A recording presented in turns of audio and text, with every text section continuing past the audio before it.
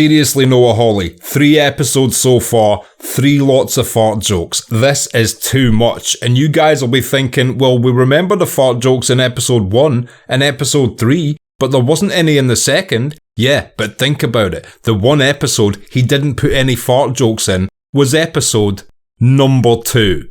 You're not funny, Noah. I walk through the shadow of death left to fear. This is a journey through the halls of hell.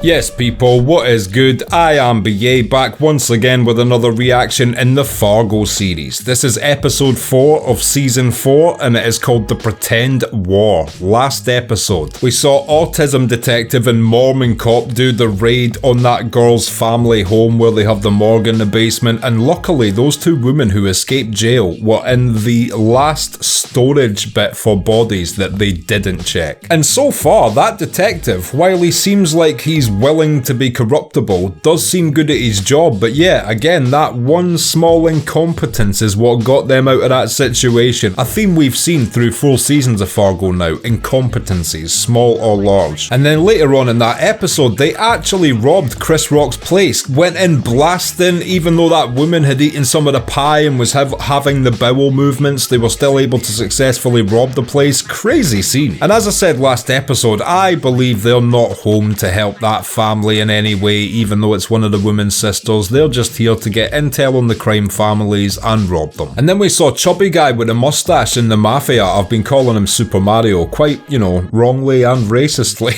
Not racistly. In fact, if you've been sitting wondering all week if I was calling him Super Mario in a racist way, no. I'm here to confirm I was calling him Super Mario in the most unracist manner possible. And some people will be like, what, so all Italians are Super Mario to you? No, but if you're fat, have a mustache, and an Italian, that's all I need. My natural ignorance shines through and does the rest. Anyways, Mario played a huge power move last episode by giving an okay to go and shoot one of Chris Rock's sons without the Don's go-ahead. Thank God Irish grabbed the guy's arm before he shot and put the bullets into the back of the car instead of the people, but that in and of itself really is enough to start a war. After Chris Rock heard what happened, his first thought was like, look, we could fuck up this guy's son right now and just send him back to him like that. Like, he was ready for a retaliation just from the bullets missing. But they did figure out it was probably some kind of power struggle going on in the mafia, so they hung back. A very, very wise move by that crime family last episode. And yet, Nurse Mayflower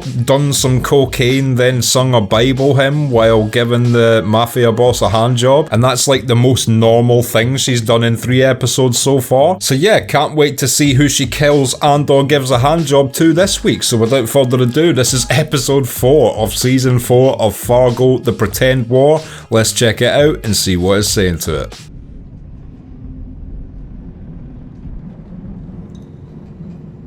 There's parts of working in a funeral home I think I could deal with.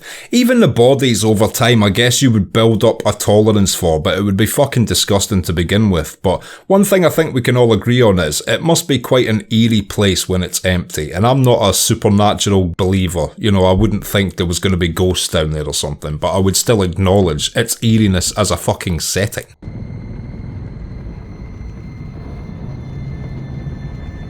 They're playing proper horror music to start this episode.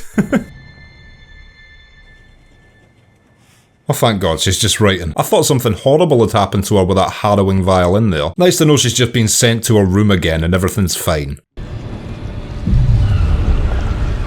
Who's that? That's not real. Is that real? Was that a zombie?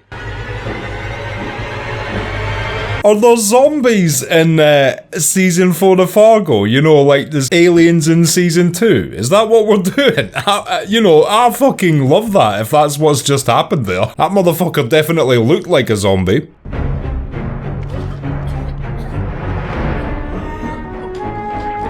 Okay, she's just coughing in a toilet this episode. That is a vast improvement.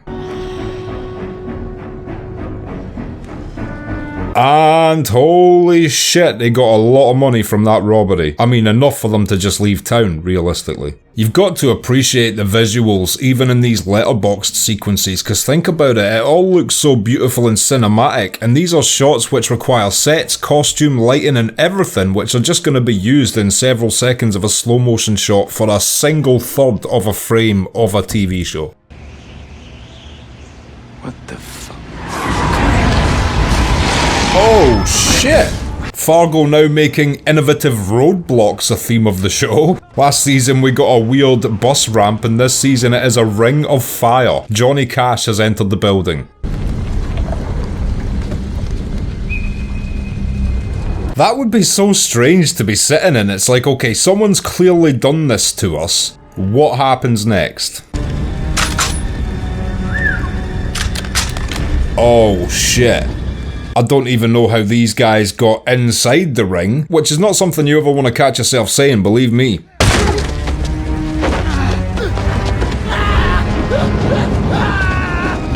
Brutal though, and this is completely to be expected for what they did. Get out of the car. And much respect to the mafia guy, he knows what's up and does not look a tiny bit phased.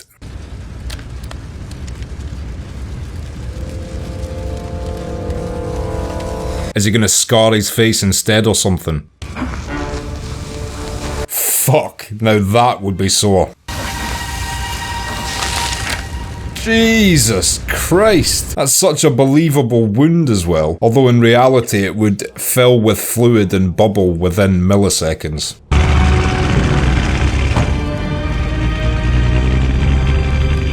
And I respect that retaliation, because at the end of the day, one of their people wasn't killed. So it is an eye for an eye in a kind of way, just the fact that they did that to him but didn't do anything fatal to him. Okay, so now that that shit has passed, can we go back to the first scene? I swear I saw the daughter open a door and saw a fucking zombie. Can we confirm or deny that I'm going insane, please? I realize to be an American is to pretend.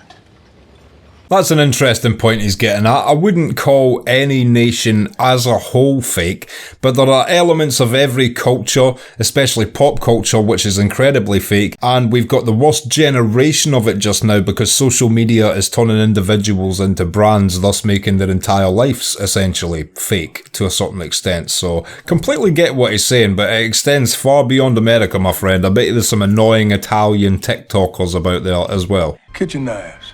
Took out 2 of my boys. That wasn't us. Shit, so there's a little bit of confusion in there because of the dual robberies, but at the same time, these guys will be shocked to hear that Super Mario has given the go-ahead to such a high-profile assassination without the Don being on board with it. You can't just be starting wars like that. Police get involved, hundreds of people get arrested and killed. It ruins money making for everyone. It is the worst scenario ever for organised crime to be at war. It is always the downtime in organised crime history when there's been internal conflicts. There's 2 rules to organised crime. The police are your enemy, the public are your marks. Everything else, keep it peaceful. Nobody's dumb and smart at the same time. This here, just some crime. 2 Bonnies. Chris Rock got it in one go. That's exactly how I would describe them as well. It's like Bonnie and Bonnie with no Clyde, or Thelma and Louise.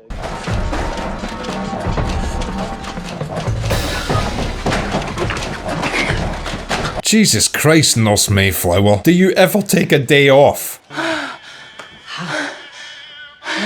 These 2 are just a tough time to watch ever. Sex scene, drug taking scene, murder scene. I've seen them do it all. There's not a scene that I enjoy. Even the word's romantic. Istanbul. I think that's where they filmed Casablanca. The absolute weird delusion she has when she's talking. I do want to say as well, the actress playing her is absolutely killing this shit, because I cannot see anything other than Nurse Mayflower. My brother's in from the old country breaking balls. Excuse you, Mr. Potty Mouth. Sorry.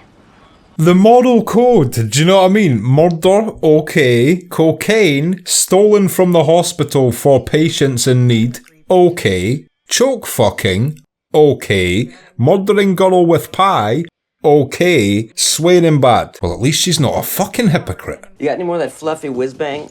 Get my head on straight.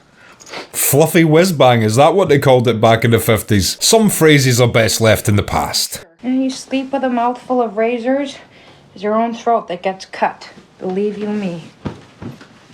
The one good thing that I like from this potential couple is that Nos Mayflower is crazy enough to, like, on a dime flip and kill this dude. But I don't think I hate him half as much as I hate her. So her killing him and her surviving this season would not be satisfying to me. I want to say that right now. If episode 10, Nos Mayflower, like, kills this guy or something, it will be nowhere near as satisfying as if anybody else killed Nos Mayflower. Is Miss Mayflower home? Nobody wants you here.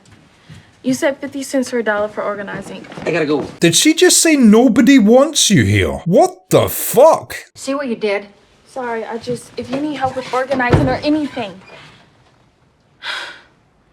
Oh no, this is horrible. Stay out of this woman's house. I didn't recognize you in this dark hallway.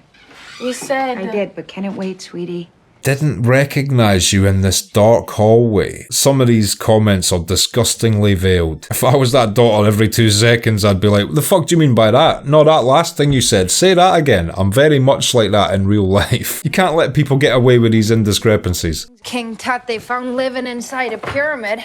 He's a mummy, so dead, I think. Well, no, he wasn't living in, he was laying in. Yes, was that her genuinely correcting her on history? Oh, Nos Mayflower would have fucking hated that. That's so satisfying. Oh, you didn't know King Tut was dead, did you not, Nos Mayflower? You fucking idiot. The way I see it, this whole place, sheets, dishes, 3 hours work, that's at least $1. Nothing wrong with someone tallying up what they think they're worth and putting down a price for you. I'm sorry to keep going back to this, but did we just go through a scene with a daughter with her not saying, oh, by the way, I think there was some zombie-faced dude sitting in my stairwell? Like, that's why I thought she was going to see Nos Mayflower. Like, yo, you know medical shit, explain this guy. But no, I mean, best case scenario, Nos Mayflower gets eaten by a zombie. We can only hope. If you ordered it, I got no problem accepting consequence. But I know you don't want to start a war. I didn't order a goddamn hit! Irish did so good to your man. I feel like between him and Chris Rock being a smart leader, they're the only 2 components stopping this from erupting into chaos right now. I'm not happy with the lack of snow in this season's Fargo, by the way. Up the snow. We don't watch Fargo for little bits of snow in the gutter. We want everything white. I want the houses to be roofless and people to be freezing in their beds. Find that cop Otis. Tell him to come to the club, rapid fire. If he is any sort of good Don right now, he's gonna instantly have to kill Super Mario and instantly have to kill the other dude who survived the Ring of Fire. It's the only way he's gonna get everyone in line right now. There was 2 of them, Indian and a colored woman. And they were conversing. Liking the tie today, my friend? A powerful choice? Oh, just normal chit chat.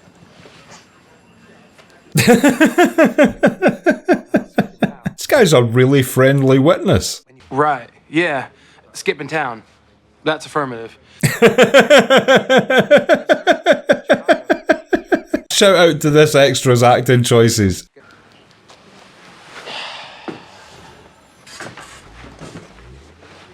Racist Mormon cop is not convinced.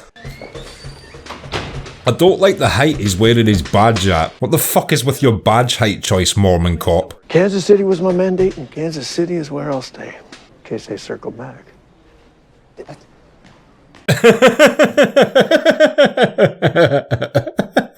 And again, what a great acting performance by this guy. Autism has many forms and many ways it shows itself. I have a bit of OCD. I'm not changing a bar of soap every time I wash my hands or nothing, but I do have actual OCD, not self-diagnosed or nothing. That being said, the autism this guy has is on a completely different level, obviously, but his small tics there in responses to the things that Timothy Oliphant was saying were just perfectly chosen to show his true feelings about it and not being able to contain it due to his tics. You giving orders now? Oh shit. Okay, well he didn't shoot him, but he fucking shot at him twice. That's more than I thought he would do. It's a gunfight, asshole. I kinda rate him for that shot. Mario thought he was just gonna walk around the table with a blade and juke him up, and he was like, I will shoot you if you try that. You're lucky my man was there. Or I'd be cutting your throat with a can of cat food right now. Bet you that would hurt. They stole from us. This morning, this Moulignan. Yeah. 300 guns. Right, so that truck was carrying guns, damn. So they did steal from them this morning. But that was in retaliation, so he can't use that as justification. Do it. Please, do it. This is such a strange standoff because I still don't believe this Don to be imposing, but at the end of the day he's holding a pistol and he seems like he'll do it.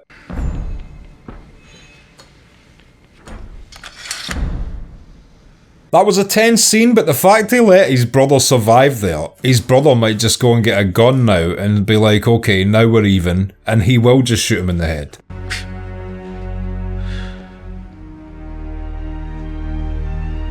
He doesn't look like he's in the mood for letting anything go right at this moment. It must be a stressful life looking for Princess Peach and then she's always in another castle though, so you know, sympathise with the guy. I'll be a minute. Is this the minute?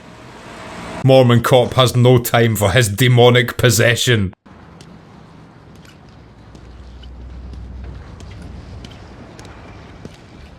Timothy Olyphant's stare in this show is really good. He's analysing lots of things, but he's still got a little smug sort of look on his face while he does it. If a man's pud need a tug, would this be the place for said tugging?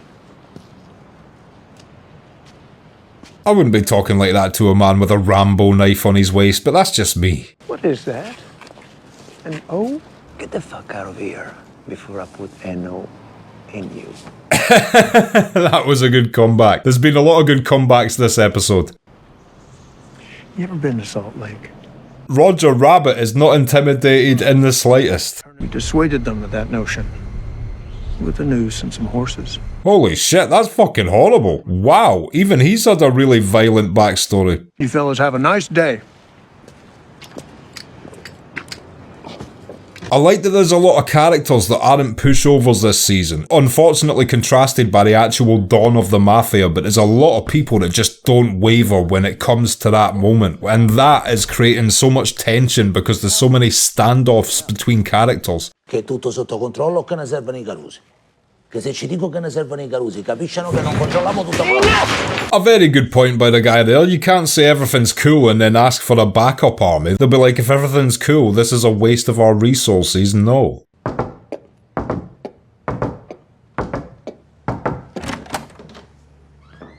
And that detective is working with the Mafia there, because he didn't go up there and interrogate anyone. He basically just went up and warned them and then left.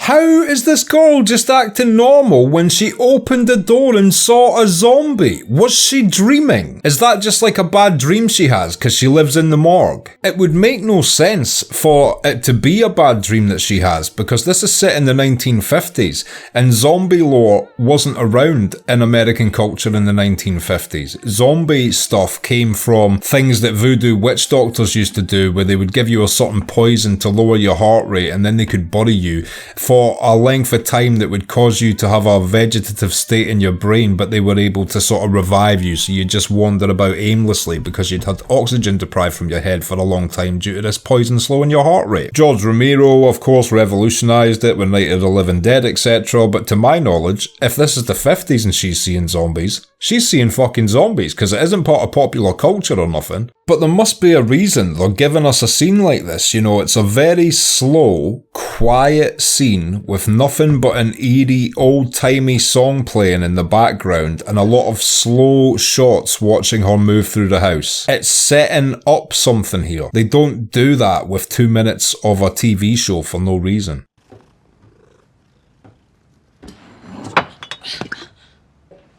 Good catch. I bet you they didn't even have to wait for a second take for that cat to do that. They were just like, okay, what we want you to do is yeah.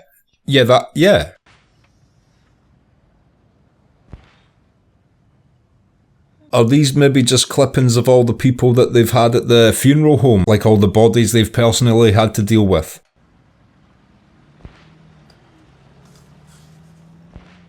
Please tell me that isn't a box of dead people's jewellery or something. Oh what? Shame on whatever member of her family's just taking these possessions off of dead people. That is so fucked up. I know they no longer have any use for them, but if it's the family or the person's last request to be buried with certain items, don't like fucking ruin their last want or the last want of their family by taking their shit from them. So that's just like a secret cupboard full of dead people's belongings. That's horrible. I'm going to develop a stigma about people that work in funeral homes or mortuaries after these sorts of shows. There was an episode in Tales of the Crypt that focused on a funeral home as well, and that dude was stealing the jewellery. Is this a thing? Did they just cut out the middleman of the grave robber by taking the shit off them as soon as they die? Was it a warning or did you fuck up? Oh, please don't do it to Irish. I protected your son. Who's calling the shots over there? Ah, shit. Please tell him the full story. You did actually protect his son. I know what you did.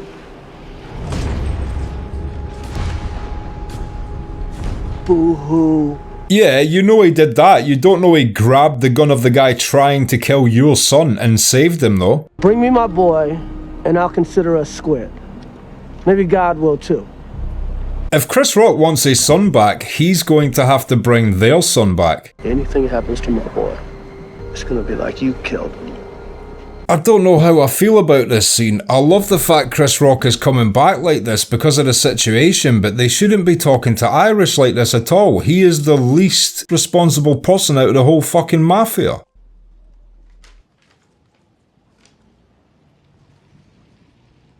There's no other way that would have happened, right? It is just someone in her family has been stealing the possessions of dead people. That's so disappointing because they all seem so cool.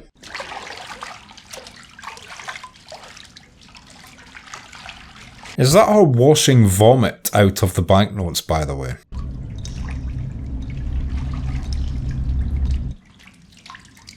Some of the camera shots in this episode are being filmed like it's a horror movie. I wonder why that is.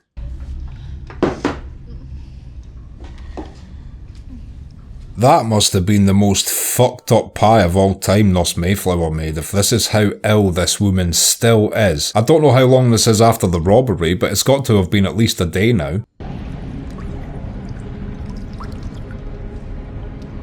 Who's that? Is this real? Who's this?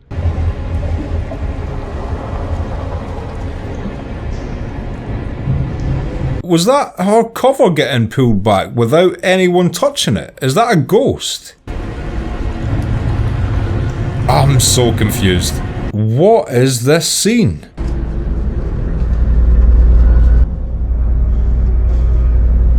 Okay, so these weird visions are in people's heads this episode. What's the significance of it? I couldn't even see if that was another zombie or not, but it definitely looked like some weird shit.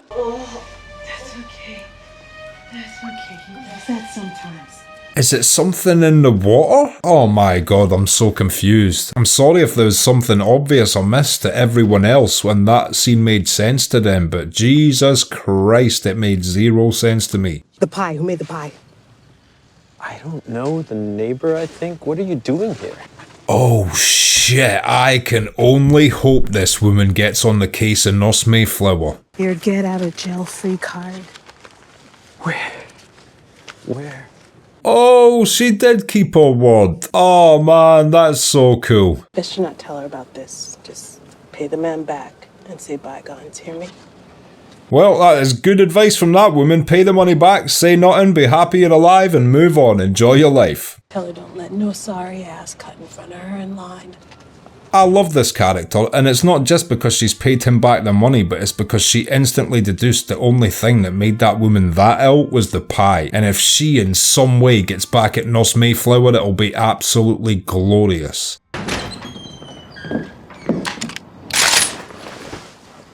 You got 30 seconds to convince me not to shoot. I suppose that's a level of caution you have to exercise when there might be a potential war going on, but bet you that's the first time he had a gun pointed in his face like that. The loss of a loved one, if you must know.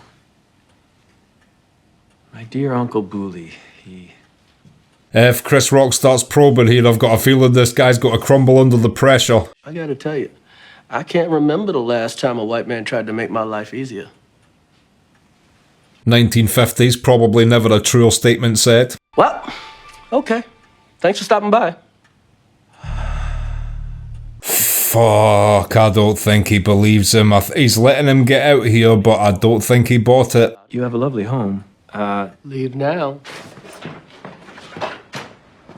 Here's the question. Why is he being rude to him when, you know, he was on the money loaning side of it to him and he's brought him his money back? Is there any further reason for him to be rude other than just letting the guy know he doesn't believe him?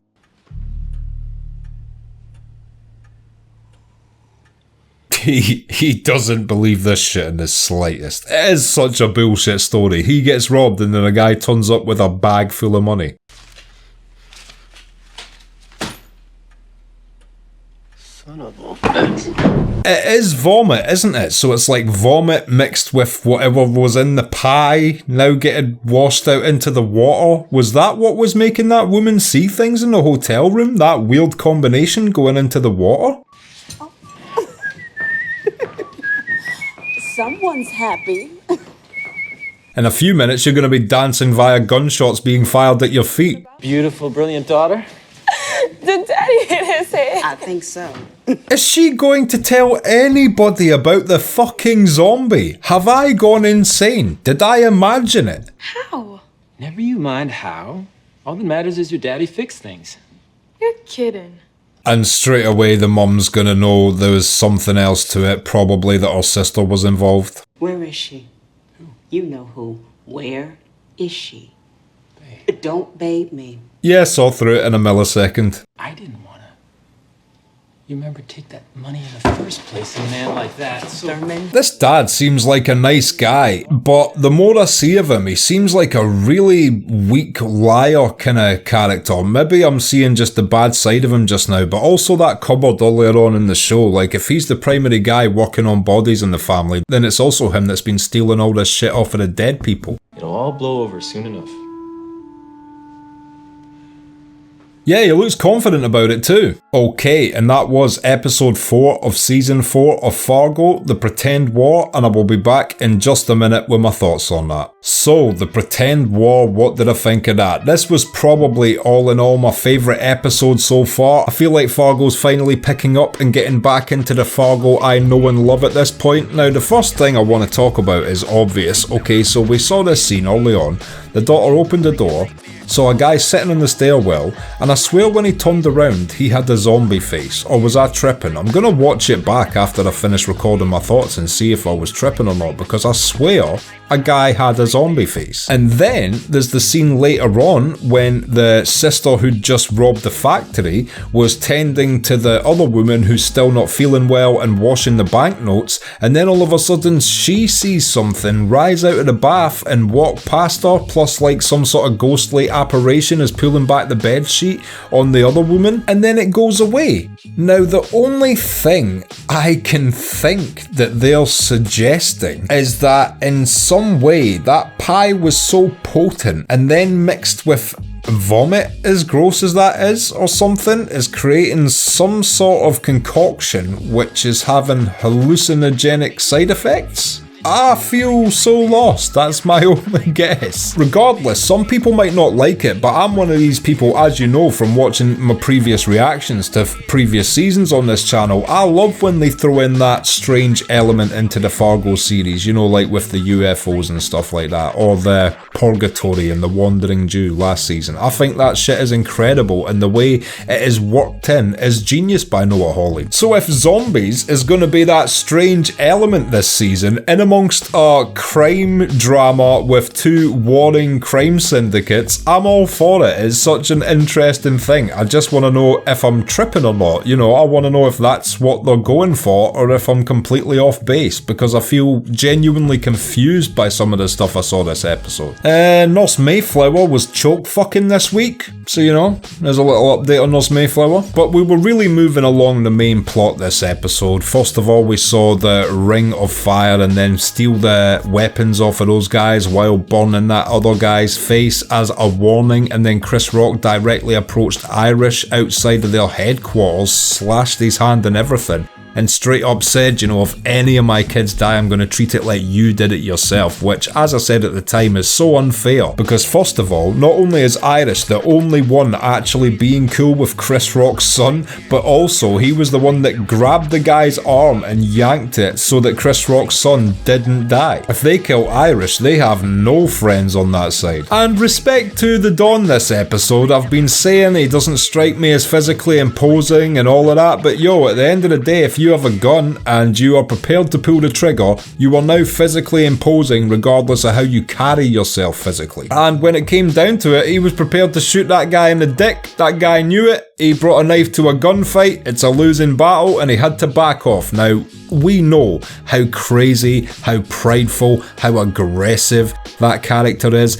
Is he really gonna let that slide? I can't see him letting that slide. I think next episode he's gonna do something back to the Don, but maybe, just maybe, the Don showing that he's prepared to pull the trigger at him will help him fall in line a little bit. The other thing I want to say about the bank robbing duo, by the way, is it's so cool that the sister is actively asking who made the pie, because that makes me think she's going to realise that it has to be something to do with that pie, and maybe that'll get her on the trail of Nurse Mayflower and she will go after her or something like that, and that would be amazing to see. And the dad paid the money back, but Chris Rock instantly identified, I think it was vomit on the banknotes, and he'd heard that one of the women who robbed the factory was vomiting and stuff like that, so I think he straight away knows that's where the dad got his money. So while the dad went home and started dancing and stuff, next episode is going to be so rough for him, because Chris Rock 100% knows that he knows the people that robbed his factory. And yeah, I can't wait to see where they take this next week. Hopefully I get some answers to my zombie questions. If you've liked this video, click like,